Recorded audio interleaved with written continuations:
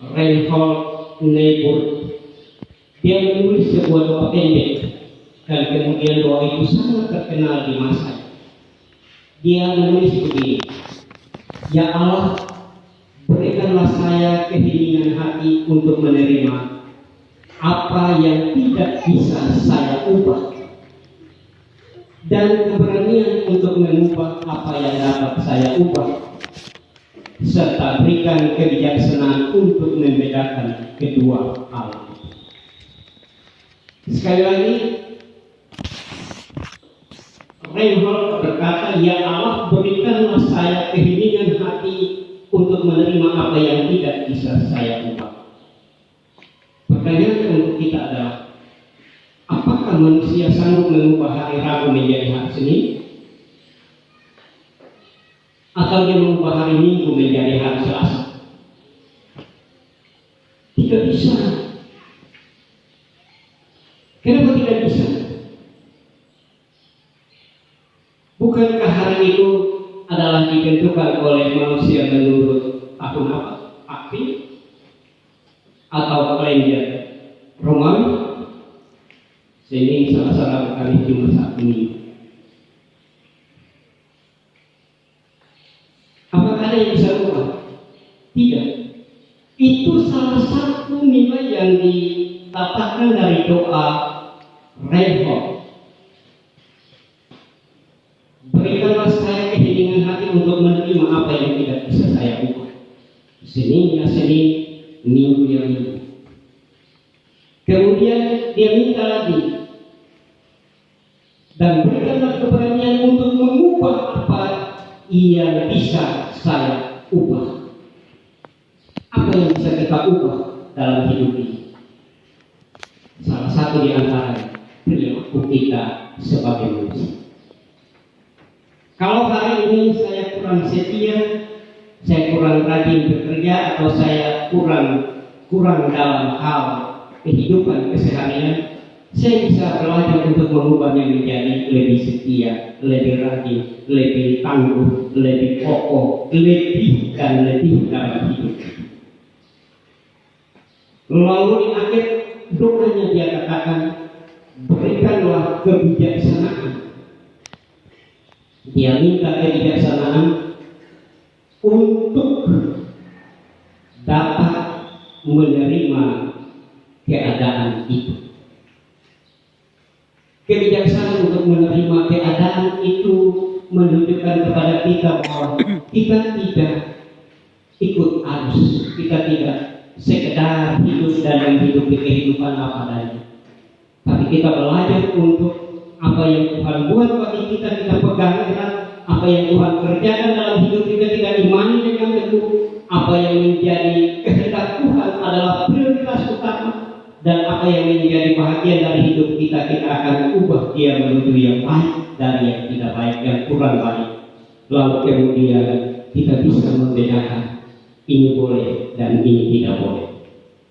Bapak Ibu Saudara, hari ini Efesus 6 ayat 10 sampai dengan ayatnya yang ke-20 berbicara tentang perlengkapan rohani. Bagian firman ini sudah kita dengar dan terus kita dengarkan waktu ke waktu, bahkan sering kita baca ketika kita berhadapan dengan persoalan-persoalan hidup.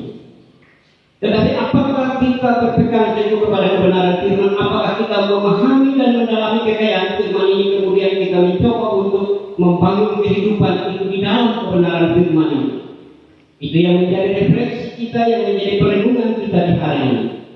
Sebagaimana tema pemberitaan yang disampaikan oleh Badan Pekerja Sinodi kepada kita, bertumbuh dalam kemandirian. Bapak Ibu Saudara-saudara kekasih di dalam Tuhan kita Yesus Kristus, apa yang disampaikan oleh Rasul Paulus di dalam Efesus 6 ayat 10 sampai dengan ayat 20 bacaan kita menunjukkan bahwa kehidupan kita dalam keseharian kita, dalam tanggung jawab, dalam realitas bagaimana kita di tengah masyarakat dan dunia, kita tidak bebas dari masalah hidup. Kita tidak pernah lepas dari persoalan-persoalan kehidupan, entah itu penderitaan, entah itu penyakit, entah itu COVID-19, entah itu tantangan dalam usaha, entah itu jatuh bangun, entah itu apapun yang Kita adalah manusia yang hidup dalam realitas dunia yang menantang. Dan menghadapi persoalan-persoalan dunia seperti itu, kita dituntut untuk tetap setia dan taat. Minggu lalu kita bicara tentang dua hal itu, setia dan taat. Setia kepada apa? Setia kepada Allah dan taat melaksanakan firman-Nya. Nah, dalam menghadapi tantangan dan persoalan dikatakan, akhirnya hendaklah kamu kuat di dalam Tuhan, di dalam kekuatan kuasa-Nya. Kenakanlah seluruh perlengkapan senjata Allah supaya kamu dapat bertahan melawan tipu muslihat iblis. Karena perjuangan kita bukanlah melawan darah dan daging, tetapi melawan pemerintah-pemerintah, melawan penguasa-penguasa, melawan penghulu-penghulu dunia yang gelap ini, melawan roh-roh jahat di udara. Bahwa kita tidak lalu kemudian sebagai orang percaya yang rajin beribadah, yang setiap saat baca kita anggap bahwa kita punya jalan hidup ini mulus dan aman. Kita menjadi orang percaya bahwa tidak mungkin kalau kita menganggap bahwa tidak ada lagi tantangan dan persoalan. Justru kita membutuhkan tantangan dan persoalan. Banyak orang menghindari tantangan dan persoalan, tapi justru Alkitab mengajarkan kita harus menghadapi tantangan dan persoalan. Mengapa? Karena dengan menghadapinya, iman kita semakin bertumbuh dan berbuah. Bagaimana kita tidak pernah diuji? Lalu apa yang menjadi kekuatan kita? Apa yang menjadi jaminan kita katakan kita tahan uji sementara kita tidak pernah diuji? Atau kita berusaha untuk menghindar dari ujian hidup ini? Dan karena itu saudara kekasih, hidup harus diuji supaya dalam ujian itu iman kita semakin tumbuh, semakin kokoh, semakin berkuat. Seberapa jauh kita berpegang pada perlengkapan rohani kita, seberapa kuat kita hidup mengandalkan Tuhan, menggunakan senjata Allah, menggunakan firman Tuhan untuk menjawab setiap persoalan dan tantangan hidup kita, dan bukan sekedar kita mengandalkan hikmat dan kekuatan diri kita sebagai manusia. Hikmat ya, kebijaksanaan ya, pengetahuan ya, tapi itu tidak cukup untuk menentukan arah hidup kita ke depan. Kita butuh firman. Firman yang adalah pelita bagi kakiku dan terang pada jalan. Firman yang sanggup mengubah hidupku, menghibur hidupku, dan membuat hidupku bersukacita di hadapan. Firman yang menjawab pergumulan dan persoalan hidup yang tidak dapat kita pecahkan dengan ilmu dan pengetahuan. Bapak Ibu Saudara yang dikasihi oleh Tuhan kita Yesus Kristus. Karena itu Reinhold Niebuhr berkata di dalam doanya tadi, mengingatkan kita supaya kita mensyukuri hari-hari hidup kita apa adanya. Karena hari itu akan datang dan pergi dengan persoalan dan pergumulan yang tidak pernah kita tahu. Nanti hari berlalu kita mulai evaluasi, tadi ada begini, ada begini, ada begini. Hari berlalu baru kemudian kita ingat, tadi saya di jalan pikirannya hilang-hilang dan hampir saya dapat apa. Hari berlalu baru kemudian kita merenung, betapa baiknya Tuhan. Saya dituntun dengan semangat. Bapak Ibu Saudara kekasih, dari doa ini pun mengingatkan kita semua sebagai orang-orang percaya bahwa hidup dalam kebenaran firman, hidup dalam kesetiaan melaksanakannya, hidup di dalam membangun persekutuan di dalam kebenaran adalah sebuah kehidupan yang menjanjikan masa depan yang pasti. Masa depan yang pasti sebagaimana yang tadi dikatakan di dalam introitus kita pada Yohanes 17 ayat 3. Inilah hidup yang kekal itu, yaitu bahwa mereka mengenal Engkau satu-satunya Allah yang benar dan mengenal Yesus Kristus yang telah Engkau utus. Hidup yang kekal itu cirinya adalah Anda hidup mengenal Tuhan, mengenal Allah, dan mengenal Yesus Kristus. Karena itu dalam perjalanan kehidupan kita bersama ada 3 hal yang harus kita pegang erat dalam kehidupan bersama sebagai orang percaya. Yang pertama, mengenal. Yang kedua, menerima. Dan yang ketiga, mempercayai hidup kita kepadanya. Kita mengenal siapa? Mengenal Yesus. Mengenal Dia, menerima Dia, dan mempercayai Dia, mengimani Dia adalah jaminan keselamatan kekal bagi kita.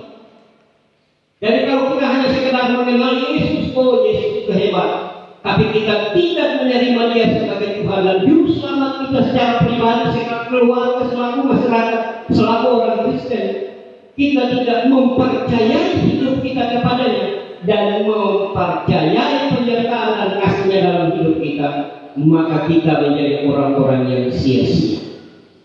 Dan karena itu berbahagialah kamu karena kamu mengenal Kristus. Engkau mengenal Kristus, Kristus mengenal engkau. Engkau ada di dalam Dia dan ada di dalam engkau, dan hidupmu menjadi berarti. Itu kata firman. Yang kedua, engkau menerima Dia sebagai Tuhan dan Juru Selamat. Engkau menerima pekerjaan penyelamatan yang Dia kerjakan.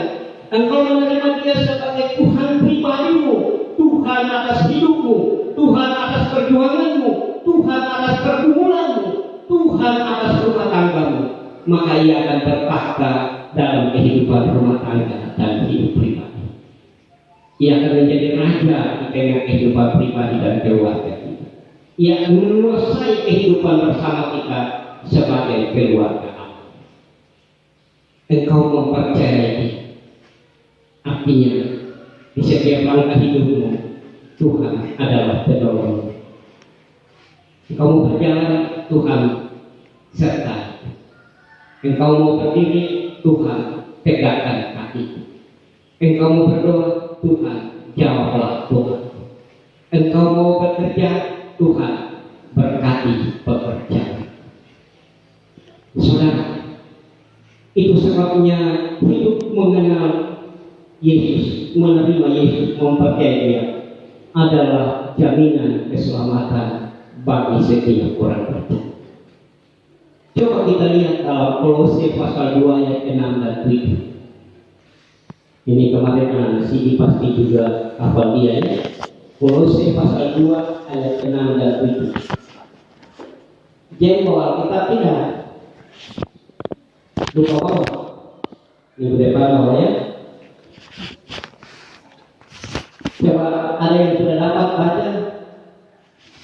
Kakak lihat. Coba baca Kolose 2 ayat 6 dan 7. Coba dia baca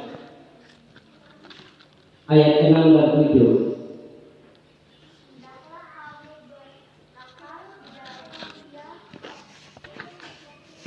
Ayat 7.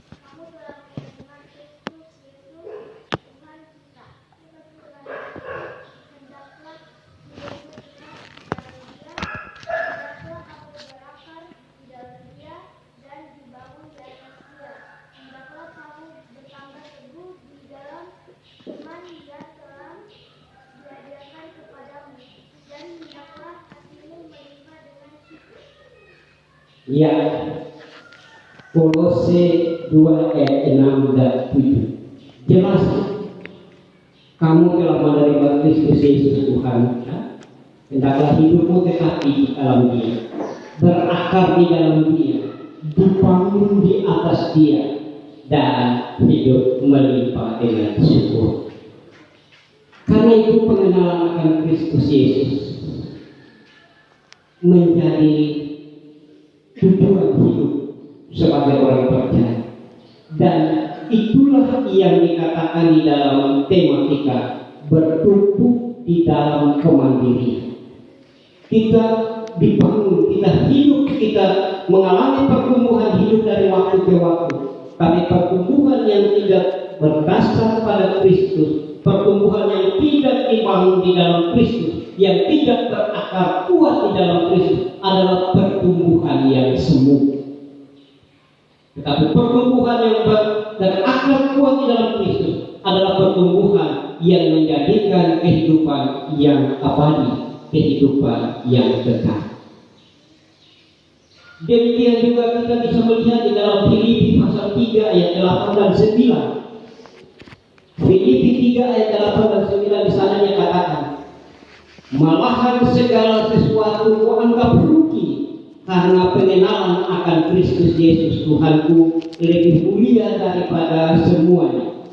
Oleh karena dialah aku telah melepaskan semuanya itu dan menganggapnya sampah supaya aku memperoleh Kristus dan berada dalam Dia bukan dengan kebenaranku sendiri karena mentaati hukum Taurat, melainkan dengan kebenaran karena kepercayaan kepada Kristus, yaitu kebenaran yang Allah anugerahkan berdasarkan kepercayaan. Filipi 3 ayat 8 sampai 9. Lalu pertanyaan terakhir bagi kita, siapa yang masih ragu tentang Yesus? Siapa yang masih khawatir tentang penyertaan?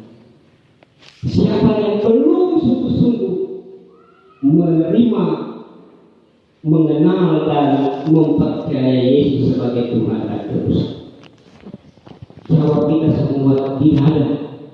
Kita telah menerima Yesus. Tapi pertanyaannya adalah, apakah kita berakar di dalam Dia, bertumbuh di dalam Dia, dan dibangun di atas Dia? Itu kalau kita berani jujur berkata bahwa kita benar-benar sudah berakar, bertumbuh, dan dibangun di dalam Yesus, maka saudara, Anda, saya, kita adalah orang-orang yang beruntung di jalan hidup ini. Kita adalah orang-orang yang memiliki kepastian, sekalipun kita belum tahu sampai berapa lama kita melangkah menjalani hidup pemberian Tuhan. Kita akan memiliki kepastian bahwa pada waktunya kita akan dijumpai dengan Tuhan, tapi kita punya jaminan bahwa kita akan sama-sama berada di rumah Bapa di sorga. Apa yang mesti kita lakukan supaya semua ini dapat terwujud? Reinhold mengajarkan kita doa tadi. Mungkin ada mulai jarak-jaraknya. Ya Allah, berikanlah saya keheningan hati untuk menerima apa yang tidak bisa saya ubah. Kedua, dan berikanlah saya keberanian untuk mengubah apa yang tidak dapat saya ubah. Dan yang ketiga, serta berikanlah kebijaksanaan untuk membedakan kedua hal itu. Tuhan menolong kita menjalani kehidupan dalam kemandirian iman kita sebagai